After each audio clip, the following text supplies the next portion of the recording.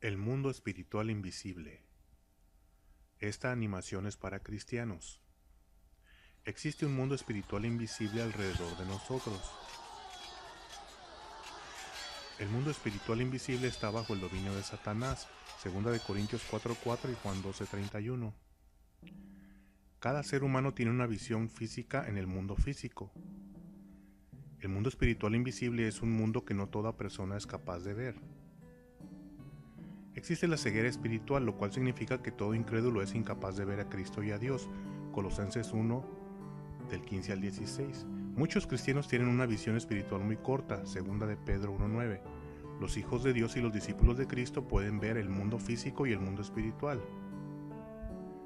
Este es Daniel, quien es conocido como un hombre dedicado a su familia. Él es un discípulo de Cristo en este mundo.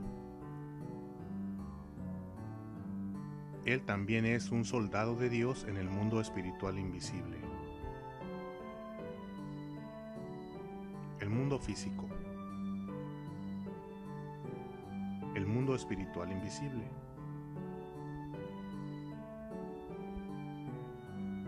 El mundo físico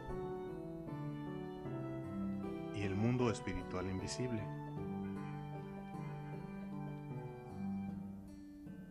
Una enorme cantidad de personas están siendo escoltadas y esclavizadas por demonios invisibles.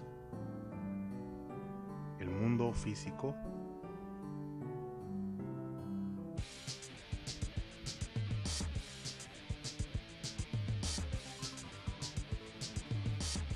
y el mundo espiritual invisible.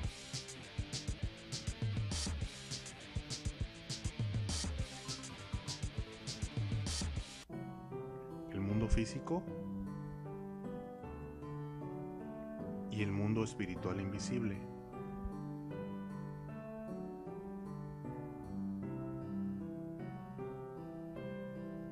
Los colegas ateos de Daniel en el mundo físico. Cada demonio que esclaviza a la gente retrocede de terror por la presencia de Daniel a medida que pasa cerca de ellos.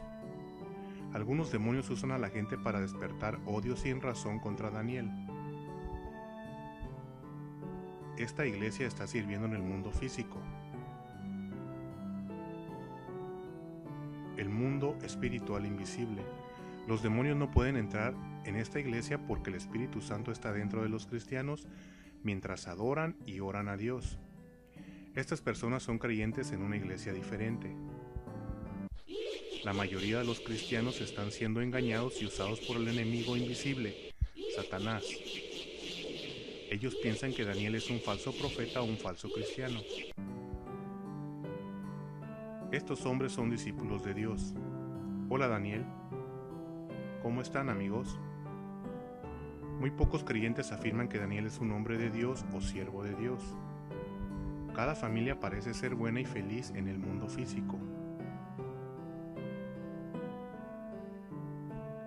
Los demonios han atacado a las familias en todas partes, porque ellos no creen en la existencia de Dios y de los demonios. Daniel llega a su casa en el mundo físico.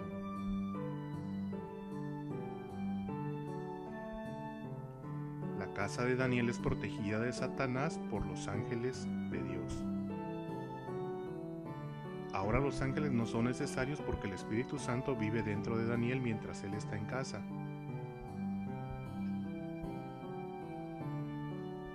Diana, la esposa de Daniel y sus 3 hijos, en casa en el mundo físico.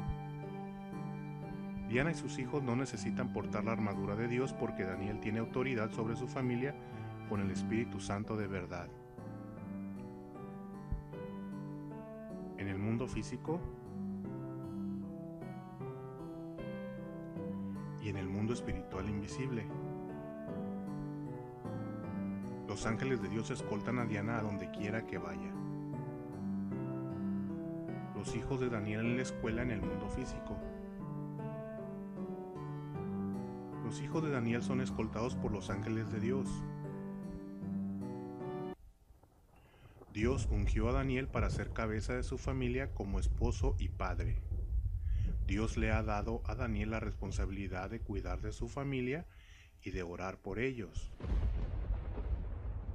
porque no tenemos lucha contra sangre y carne, sino contra principados, contra potestades, contra los gobernadores de las tinieblas de este siglo, contra huestes espirituales de maldad en las regiones celestes. Efesios 6:12, el fin.